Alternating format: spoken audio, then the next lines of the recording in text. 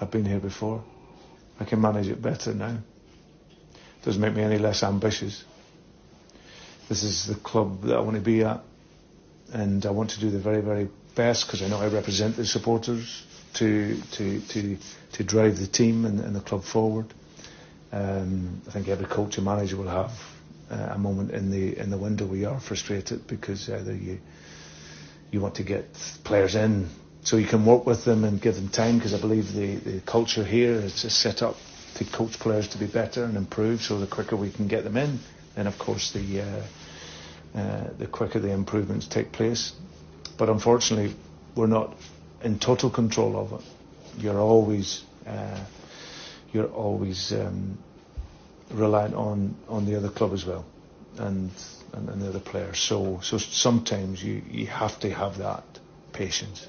It's very difficult for supporters. It's so hard, because there's so much you read, there's so much you hear, and probably as a Celtic supporter, you look at the team and you go, wow, they're playing so well, and we can add the few that can really elevate it also, then it can be a really, really exciting season. But that's exactly the same as my intention here as well. So it can be frustrating, but experience tells you have to be patient, and you have to wait and then judge it when the market closes. Hi folks, it's Tino and Paddy here with an impromptu-ish Friday transfer special. We're now sitting just 7 days from the close of the transfer window. That'll be next Friday at 11 o'clock, Paddy, 12 o'clock? 11 o'clock. 11 o'clock, so 7 days to go. My general message to date, Paddy, has been calm down, plenty of time. There's time for the club to get it right. Frustrating as it had been, those days and weeks have passed by now, and we find ourselves in, I'd say, a pretty critical stage. You've got a lot of speculation doing the rounds just now that there's a few guys potentially incomings who could be quite exciting players. There's a lot of big speculation about some of our biggest players potentially leaving. We know about Matt O'Reilly, but there's a few others that have come to light in the last couple of days, and we'll get to that just shortly. But we've just played Brendan Rodgers, or some of the audio from his press conference this afternoon, and some of it could be seen as, or heard as, slightly concerning. What's your thoughts on that? Yeah, I think, you have yourself, Tino. I think you've kind of been very, very patient on the whole charge from a lot of supporters about how slow we've been in the transfer window. That didn't sound a very convincing soundbite from Brendan Rodgers, to be honest. He goes on about how difficult the art of the deal can be come this point in the season as well, and I do think it is a case of waiting for a bit of movement for things to fall into place for Celtic. But how long do we wait? I really think that if we're sounding players out, we're not getting much from the club, or we're not getting much from the player. If any offers have been accepted or worth discussing, we move on to the next target. Now, I'm not saying that you've got a full book of targets ready to go for, and I'm pretty certain that Rodgers will possibly be waiting on some players that he wants, and he's just willing to give it to that final week. But it's really worrying, especially considering the amount of players that have been linked away from the club. And I think that it's just a little bit concerning. It's been very, very quiet. We've signed 4 players this window, two of which were a must, and 2 players that had the second half of the season with us. And I think he touches on this and during the press conference that this squad is only maybe a matter of 2 or 3 players away from being executive. And I think that we need to really capitalise on that moment. I spoke about it not long ago in one of the weekly shows that we were the nearly men of Europe, and were we 2 or 3 players away from that quality that's required? I think we were, and I still think that's the case today. That is the frustration, Paddy. We've covered it in the last couple of shows. I think we all believe and agree that this Celtic side potentially are 2 or 3 players away from being a really decent side, and someone who could help us rediscover some credibility in Europe. But the opposite applies. You lose 2 or 3 key players, and we're about to discuss O'Reilly, Reo Hatate, Kyogo, and potentially even Carter-Vickers. You lose a couple of them, and all of a sudden you're a far weaker side than what you are today. So there's concerns all round. You said that you're not expecting the club to have a full book of alternatives. Could we have a booklet, an A5 flyer, something, some alternatives, because it just seems that we're a bit thin on the ground. Brendan Rodgers' comments there, as I say, depends how you view these things or hear these things, but I think there was some negativity in his voice and some of his message, and I've scribbled down some of the things he said there. He says, we're not in total control. You're always at the behest of the selling club. You know, if they don't want to sell, or ultimately if the player doesn't want to come, you can identify 1,000 players if you want, but if those guys don't want to come to Scotland, or they see their future elsewhere, or they're getting paid better money in the English Premier League, for example, that's something you need to very quickly identify, have those inquiries, and then move on. That's where your alternative targets come into play. So he says that's difficult. He understands it's really difficult for supporters. He said it can be very frustrating. This is towards the end, as you heard. It can be very frustrating, but you have to be patient and you have to make your judgments when the market closes. As I say, that has generally been my stance. You know, ultimately, we can all run about kicking and screaming right now, but it'll be where we land this time next week or going into next weekend that'll be the proof in the pudding or not. But there's no doubt it's concerning, Paddy, and you can understand those concerns. Yeah, you can. I think that, listen, in an ideal world, we're getting our players in from the get-go. We're being able to identify what kind of impact new signings are going to have if we're signing them to join pre-season, for example. I think that we were able to do that pretty well on the Ranch in the first 18 months. And now it's a case of, you know, like we've got these players coming in. As I've said before, it's going to get to the point where we're not on the training park every day of the week. It's going to be game training, rest. But I think that we need to identify those moments where we've seen that cohesiveness for Celtic last season was when we were out of Europe. We then started to get players back from injury that were getting time on the time in training with Brendan Rodgers. And then you look at, you know, the way that we've performed in pre-season, again, getting an understanding of that message, getting an understanding of his level of coaching and how he wants his teams to play. We've spoke about it before. We've got a world-class manager in charge of us. He needs the tools, he needs the quality, and I think that, yeah, he's getting the best out of the players that he has, but he's been crying for these players for a long time, and I think that what we heard there was the frustration from his end. Now, whether that's to do with Celtic, I don't know at this point. I think that it's very easy to turn around and say that, you know, another club's not wanting to play ball, or a player's not wanting to play ball in terms of making a move to us. But what offers are being made? What contract offers are being made? Is the vision the same as Brendan Rodgers? Are we going to go to that next level? That's all to be seen. And I think that, I tell you what, like, you look at your brother not renewing this season, all for these moments, all for these factors in terms of, you know, there's no vision, there's no clear vision from our board. That's it coming into play. That's it really now starting to show, hang on a minute, we're coming into the final week of the window. We've covered the very basics. What's next? What are season ticket holders paying for? And you'd like to think at this stage, Paddy, and Brendan Rodgers is 12 months back in the building, you'd like to think that him and Michael Nicholson primarily, and Chris Mackay, who obviously works hand in hand with Michael Nicholson, you'd like to think they're all on the same page by now. And Brendan Rodgers has, not that he should have had to, but he's proven his credentials again over the last 12 months in the way that he steered this group, and this group that included some real questionable signings last summer, but he steered this group across the line in a pretty convincing fashion to see us win the double. As you say, but what's next? The double's great. What's next? How do you improve in Europe, and how do you take things forward? There's obviously a bit of pushback in terms of the club have backed Rodgers in terms of spending 8.5 million, potentially rising to 9.5 on Adam Idah. Great. I'm delighted with it. It's great to see him back at the club and getting back on the park at the weekend. But there needs to be so much more. Tell you what we'll do. We'll kind of split this conversation into two parts. Let's start by terrifying the life out of everybody by talking about who might be moving on. And there's a lot of speculation just now. And then we can look at a few of the more prominent potential signings, you know, a bit of the speculation that we've heard over the last 48 hours, give or take. The big news, of course, that broke this week, I think it came through on Wednesday, wasn't it, was that Kyogo was a legitimate target for Man City.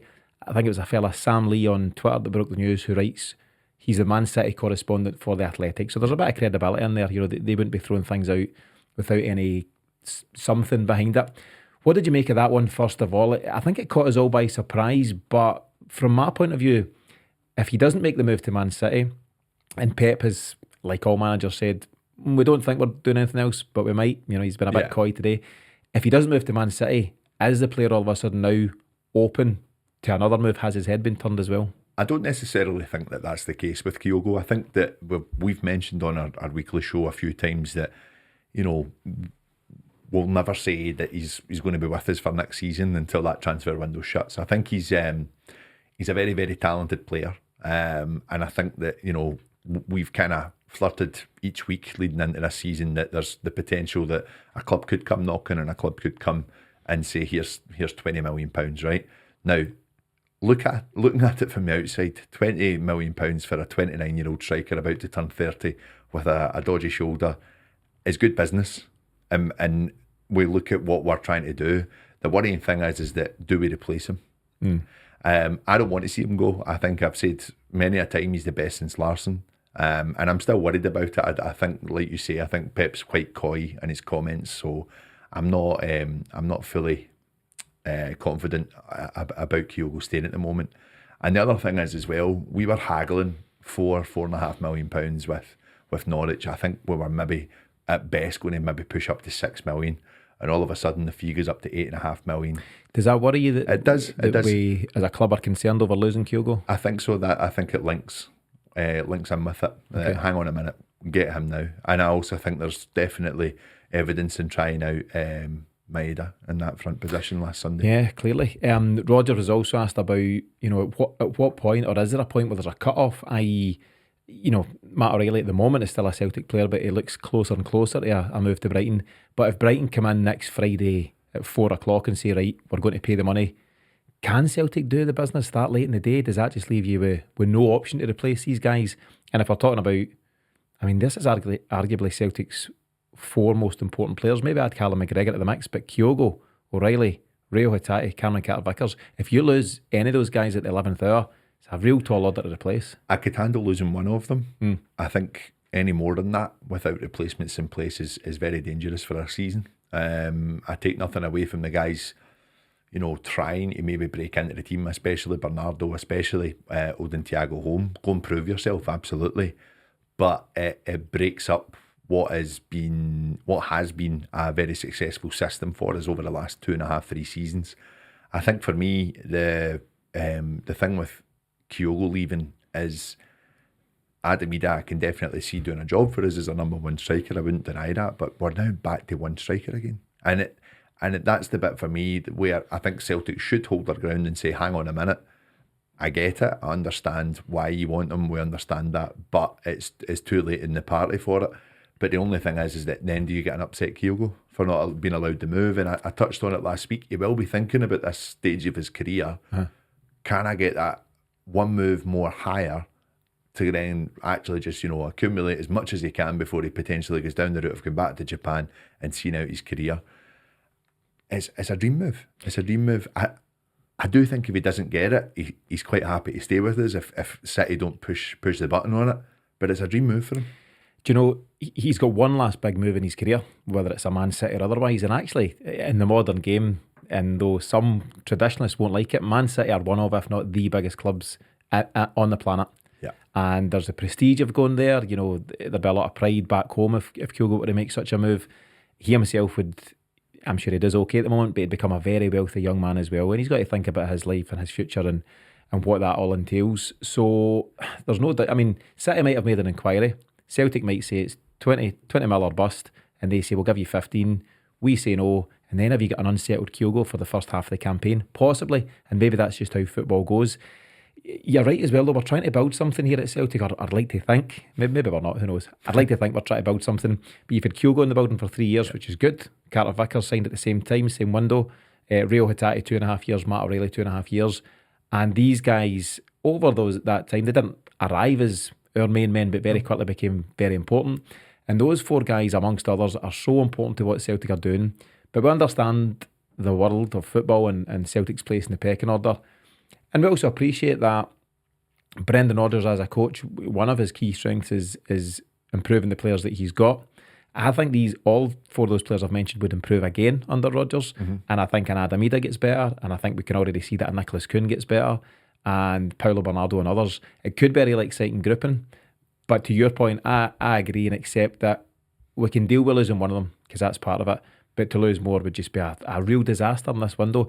And you've also got the argument, and some people are saying, is this for Celtic paint the picture of, well, we didn't sign anybody but we kept Kyogo, so Yeah, win-win and all that stuff. I hope that's not what it comes to in 7 days' time. Trying to unveil him. So as I say, a re-signing. So Kyogo, Man City, who knows what's going to happen there? And if they, drop out the race, is there someone else? Who knows? We'll not spend too much time on Matt O'Reilly. Obviously, the speculation has been ongoing. Atalanta seem to have dropped out the race, and Brighton seem to be the front runners there. Their manager's been quite coy. He was interviewed, I think, in the last 24 hours or so, and wasn't saying too much, but there was a bit of a knowing smile. And as I say, we all become body language experts, don't we, at this time of year? So I don't know what's going to happen to O'Reilly. It's a wee bit quieter on Reo Hatate too. There was a repeat of the speculation that Leicester were interested in him. And the final one that's come to light in the last couple of days is Cameron Carter-Vickers. I believe there have been offers from Galatasaray and Besiktas out in Turkey. What do you make of the Hatate and Carter-Vickers situations, first of all? The main thing for me with them just now is that it does seem to be a lot colder than the other two. I do think that for Hatate, I think they've came in too late for him, especially because we were looking for a midfielder already. I do think with Hatate, he was someone for me, I think he wanted to leave last season. I do. But I think he will reward us with another season. I really do. I think he wants to get that consistency built up. And for me, I think he's a player that should be looking higher than Leicester City. I really do. Yeah. And I think he thinks that too, possibly. Last season was so stop-start for him, wasn't it? He just never really got going. He got injured early bells. Was it Atletico game? Champions League? Never quite recovered, did he? And then he came back, then he was out again. He went away with Japan, a reoccurrence of his injury. And I think if he does move on from Celtic and he's spoken out a couple of times about how he sees his future, his long-term future elsewhere, and that's okay. That's fine. He'll come and do well and then move on. But I think he maybe feels he owes us another big season, and then potentially he'll get the chap at the door from clubs higher up the ranking than Leicester. I think so. I think even, listen, as we've said, domestically, this team that we have just now, and if we were to lose two players, I still feel there's enough about us to go and win the league. But it's that imprint in Europe that we've been striving for. It's a fan base. It's what we've wanted. It's what we've been asking for a long, long time. I wouldn't even be surprised if Hatate was to stay and then maybe move on at the end of January, depending on where we're at in terms of the playoff positions.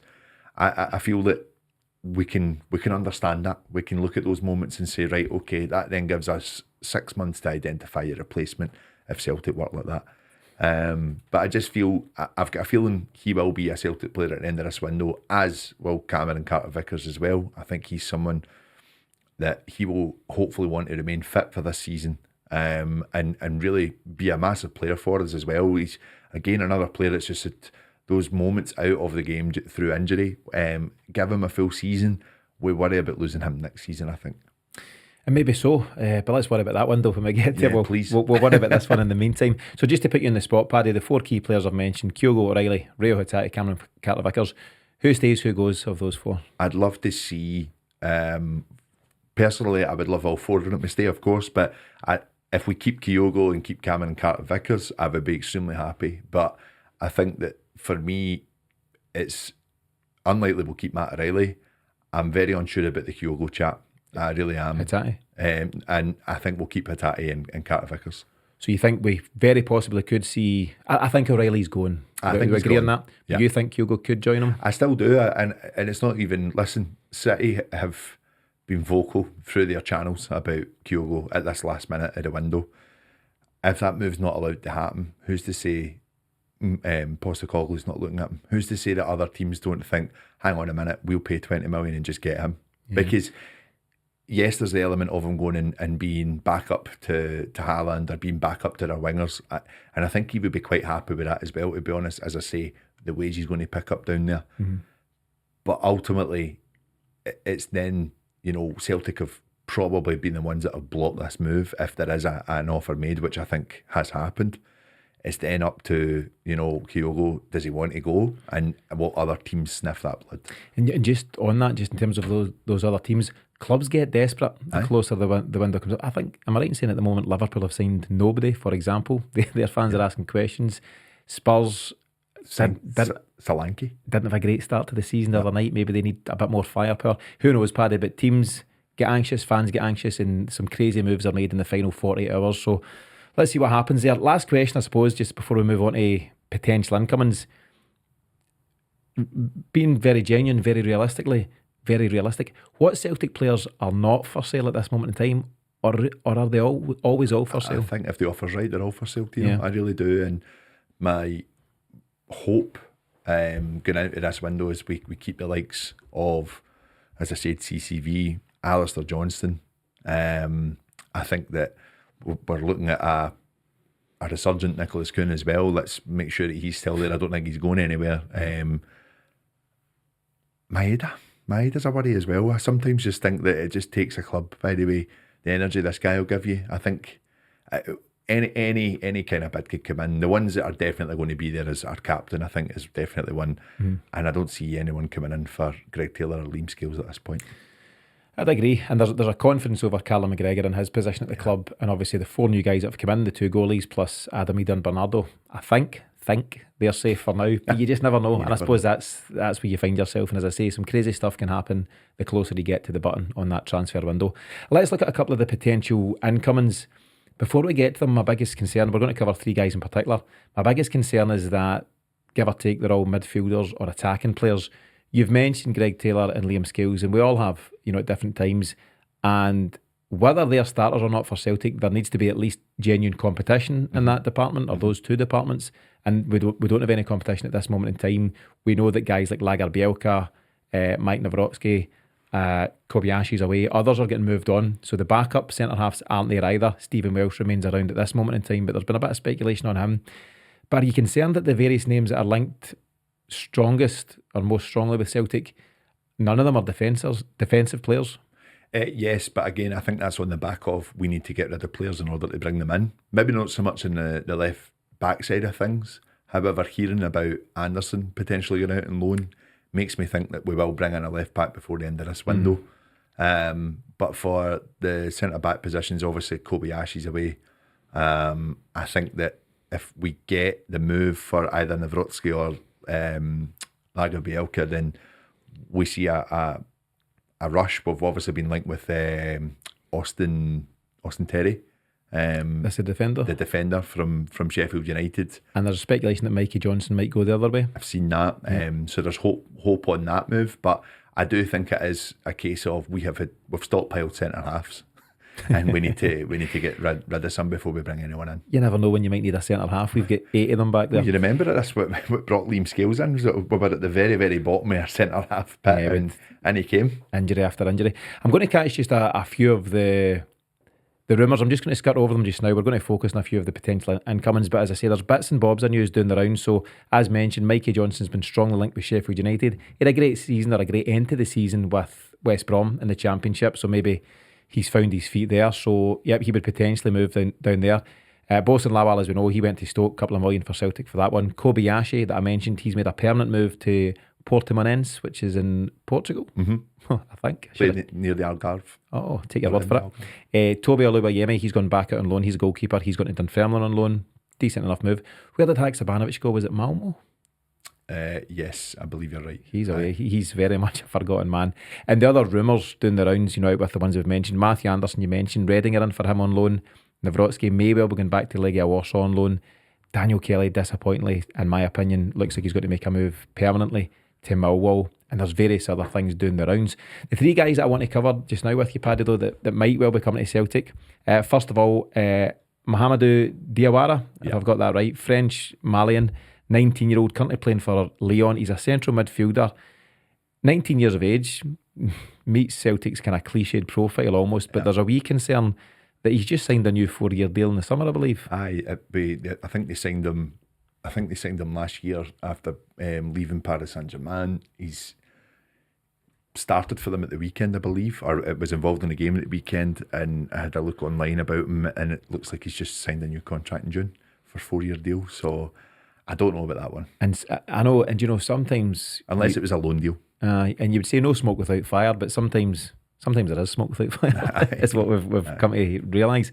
So whether that one's got something in it, who knows? Good pedigree, obviously, coming from PSG, but not sure if there's anything there. The other guy who's been speculated around over the last maybe week or so now is Arne Engels. So he's a 20-year-old Belgian playmaker, currently playing for Augsburg in the Bundesliga. Interesting one as well. Looks a very creative type of player. is he the kind of player we need at this moment in time? Any thoughts on him? You've seen some highlights, I'm sure. I've not actually caught much of him, but I've looked at his profile, and 32 games out of 34 in a Bundesliga season. Yeah, that's a good return for someone of that age as well. I think I've not seen enough to see where he's going to come in and what he's going to do for us. But if we're in the cusp of losing Matt O'Reilly, I do think we need to have a replacement ready. Yeah, that's the thing. These would be replacements to effectively stand still. I've mentioned to you before on the weekly that I don't quite buy into the fact that we're weaker now than this time last season, because we didn't have Adam Idah. We didn't have what looks to be a really exciting Nicholas Kuhn, the real Nicholas Kuhn, if you want to call it that. So I think we're better for getting into Europe with these guys. But if you lose a Matt O'Reilly, it's the whole, you're taking 2 steps forward, a couple of steps back, and if you replace Matt O'Reilly, say it, whoever comes in for Matt O'Reilly, if it's somebody like Engels or anyone else, they're not going to be as good as the Matt O'Reilly we're currently seeing. So all of a sudden you're back, in terms of your progress again, and that's the frustration. We understand what Celtic don't do particularly well, and I've seen a few folk use the term recently, and someone emailed me about it.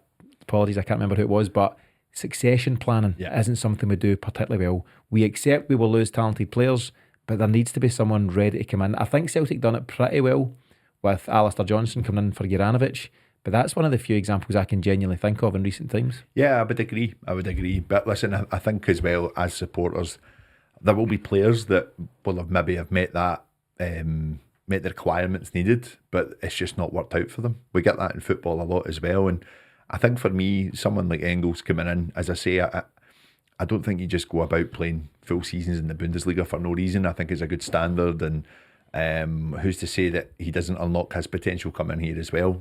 We look at someone like Matt O'Reilly, who was told that he would be on the fringes at Fulham and not going to be guaranteed a starting place, and took it upon himself to go and look elsewhere for his career. We were all asking who he was when he joined, you know, and I'm not saying that prospect signings are what we always want to see here at Celtic. We do like somebody with a bit of calibre, but that's where I'm saying, if you're looking in that market, a mid-table, they're always there, or sometimes in the lower half of the Bundesliga, I think that's a level that we should be kind of shopping around as well. I think it sounds exciting. I think it's a prospect that we should be really, really like pushing and to see if we can get him in, because these are the kind of guys, and I always go back to that dominant display for Gladbach at Celtic Park 8 years ago. That was a team that just worked well as a unit, and I think that you kind of want to get that calibre of player, part of what Celtic are trying to do. But it's the longevity of these players as well. An age of 20, getting them in for 2-3 seasons, and then what do we get at the end of that? I'm okay with that succession, but you need to make sure that you've got the players coming in after. Agreed, and I think you're absolutely right. When Matt O'Reilly came in at first, there was a lot of, who's this guy? It's not worked out at Fulham. MK Dons, okay, let's see. And listen, very quickly we all realised we had a real player on our hands. Mm-hmm.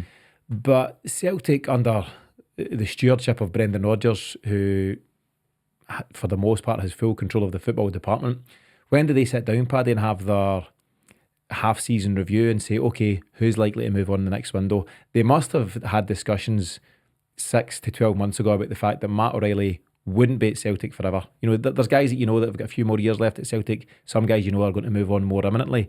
So either 6 months ago, or preferably 12 months ago, does somebody somewhere say, we're about to lose this guy, so can we get someone like Engels in earlier to work under a Matt O'Reilly? Yeah. Maybe Paulo Bernardo's been deemed as that guy, I'm not sure, but what do you think? I accept losing O'Reilly, but I don't accept the lack of planning for losing him. Do you lose him and replace him in the same window? Very tricky to do so. Now you're finally onto my side when it came to Kasper Schmeichel saying that he was contacted in June. You've got me there. Do you know, I think this doesn't come from a manager. I think our manager will happily set out, hey, this is who I would look at, this is what I would be thinking for the end of this season. These are players that are probably going to move on. I'm pretty sure he's been handing out the envelopes like he did at Liverpool. One of you guys are going to let me down. No, I think this is where Celtic need to be stronger, and this is where we're really lacking in this structure. He knows what level of player he needs. I'm pretty sure he will have his team who have explained to him, this is the calibre of player that you need at this level. This is the calibre of player that you're going to be able to afford, and they're going to compete in Europe for you as well. And I'm pretty sure that he'll be aiming for those targets every single time he's asked, who do you want? The Celtic match the ambition? That's the big question. And that is going to be ultimately what Brendan Rodgers will be sitting thinking come the end of this window. Have they met, or have they went anywhere near the ambition that I've set out, like he did at the press conference last year? It's not looking good. It's not. With 7 days to go, there's no way to dress it up. And as I say, you can read between the lines of how energised or not Brendan Rodgers sounded today. He spoke well, as he always does, but there was just some negative tones doing the rounds. And that's the question, the big question does remain, amongst other questions, are the board going to match his ambitions? And I think we'll get the answer to that and a whole lot more in 7 days' time. But that's the real burning one. Brendan Rodgers hasn't come back here for domestic success. He's got a point to prove. I think people point at his European record, and it's not the best by some stretch. And he's a guy with a lot of belief in himself, and he'll want to, turn that around and prove that he, with the right resources, he can compete in Europe. So let's see just how well he's supported or not. Exactly. But here he's mentioning about, he doesn't want calls in the 11th hour for players coming into such a busy week. It's coming into a derby next week as well. We want to be no distractions at all, but the club have put us in this position, in my opinion. I do think that, the speculation will ramp up massively in the next 7 days about who's coming in and then again who could potentially leave. And does the team need that in a week leading up to a big game? I don't think it does. There's no doubt. There's players see and read these headlines. They're on social media. They're flicking about on their phones. They hear all the rumours and various different things, and it's got to affect these guys. We're obviously very close to it from a fan point of view, but players aren't daft. They're not living in the moon. They get these kind of things around. And actually, I think it's been quite frenzied in the last 48 hours alone. You're going to turn that up several notches as we head into next week and head towards Friday's deadline. There's no getting away from the fact that it's far from ideal. And I debated the point about getting players in early. Of course, it's preferable to get guys in early, allow you to prep for European competition and everything that comes with it. The game against Rangers is huge. As it stands right now, I think it's okay to say that Celtic seem on and off the park to be in a far stronger position than Rangers, but the disruption you mentioned isn't great, and you could potentially have 2-3 new guys come in the door next Wednesday, Thursday, Friday, and all of a sudden the guys in the dressing room are like, who's a new guy? Am I playing? Is my jacket in a shaky peg? All these things. It's just not great. So I think lessons need to be learned in this window. They've got time to rectify it, but there's things that they still need to do so much better. Yeah. Paddy, let me ask you about the final guy. Another guy whose name has been doing the rounds the last 2-3 days. It's Mateusz Bogusz, if I've got that right. 22 years of age, Polish attacker, currently playing for LAFC in the MLS. The suggestion is Celtic could be about to table a bid worth anywhere up to £8 million for him. Very unlike Celtic to do so. And I'd be encouraged if that's a move. Again, it's a guy we don't know much about, which doesn't really mean anything, because that's not to say he's good, bad or indifferent. But again, it's a forward type player, so it could be a great addition. But again, is it where the priorities should lie? I'm not too sure. What do you think? Well, again, it's another attack-minded midfielder that we've been linked at. I think he played quite a few games up front as well for LA last season. I'm not opposed to it. I think from what I've seen, a very comfortable player with the ball at his feet, very good movement off the ball. But it is a different pace of league altogether. I'm not going to knock the standard of it. I do think that there's definitely like weaker levels to it, but there's some really, really good players playing over in that league as well. For me, I think 22, 8 million, quite a high figure for the league he is coming from. But I wouldn't be surprised if that's who has been identified. And I do think that I think I read an article. There has been a 2 or 3 clubs in Italy looking at him as well. So he does have a bit of a bit of interest in him from elsewhere. I just think that for me, 3 midfielders, as we've mentioned, being linked with, I take either of them. I would take all 3. But again, I still think we need players to move on in the midfield as well for that to happen. It's an interesting one. I did read something today that we've made an offer, but it's been rejected. It's not met the valuation. So have we lowballed? Oh, of course we've lowballed. Of course we've lowballed. Yeah, we'll need to see. Until O'Reilly leaves, and then maybe that bid goes up to 8.5 million. Maybe, depending on what kind of return we get for Matt O'Reilly. The thing is, Paddy, so let's take it Matthias Bogus his position. So he's currently playing in LAFC. At LAFC, he's from Europe, from Poland. If Celtic offer him a contract at, I don't know, 25 grand a week, and Atalanta offer him the same money, or Lazio, or someone in the English Championship, let alone the English Premier League, this is for Celtic and Scotland on one element struggle, because some people say, well, I don't want to come and play in the Scottish League. However, the trump card that Celtic do hold over a lot of clubs, not Atalanta but others, is that we're at the Champions League. We're at that top table of 32 teams that will play in that this year. And is that enough to get some of the most exciting young talent around to come to Scotland and to come to Celtic? It should be, and we should market ourselves as a club as a stepping stone into the riches of England. It pains me to say it, but I think that we don't do that well enough. I know that we've had plenty of players that have made the way down south. I'm not disputing that side of it, but we've probably lost out in so many players who have just decided, I'm going to try elsewhere. I'm going to try lower leagues of probably smaller divisions in some cases as well. The thing with Celtic is, if they showed any real ambition in Europe, especially the Champions League, and I'm not saying we're going to go to quarterfinals, semi-finals, or win the thing. I'm talking about showing that consistency, being involved in it every season, not saying we're going to sign players after we qualify when we were involved in the qualifiers. We would bring in a lot more players, and there would be a lot more money in our league as well. We always seem to take the backward approach. We wait till we qualify. We wait till we scrape through a qualifier by the skin of our teeth, and then we spend a couple of quid. And I don't need to go back to the examples of near Beatons and others kind of being your makeshift centre-half for the most important game of your season. But that in a nutshell tells you all about the lack of planning at times. Celtic have gambled, and it's crazy when you think, you could spend 3, 4, 5 million on a decent centre-half to potentially get 30, 40 million in the Champions League, or you could do nothing, go with near Beaton and hope for the best, and lo and behold get knocked out by Midtjylland, for example, a few seasons ago.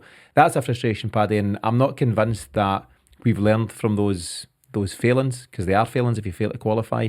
And the signs right now with a week to go are that we haven't yet, under the guidance of Michael Nicholson, made those effective moves. We might still do so. There's 7 days to prove a lot of people wrong and help me out with some of my arguments over the last 6 weeks or so. But at the moment, we're not seeing too much at all. Paddy, we're going to wrap things up, but I just want to get your final thoughts on a couple of things.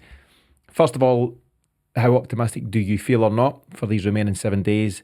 And ultimately, do you think, as every club hopes to do so, do you think we'll exit the window stronger than when we went into it? It's like Groundhog Day, to be honest, and I've not got a lot of confidence in coming out stronger. I'm happy with the goalkeeper. I'm happy with the backup goalkeeper, but positions that had to be filled. I'm very happy with Idah and Bernardo, but I think it's a very, very poor window, all in.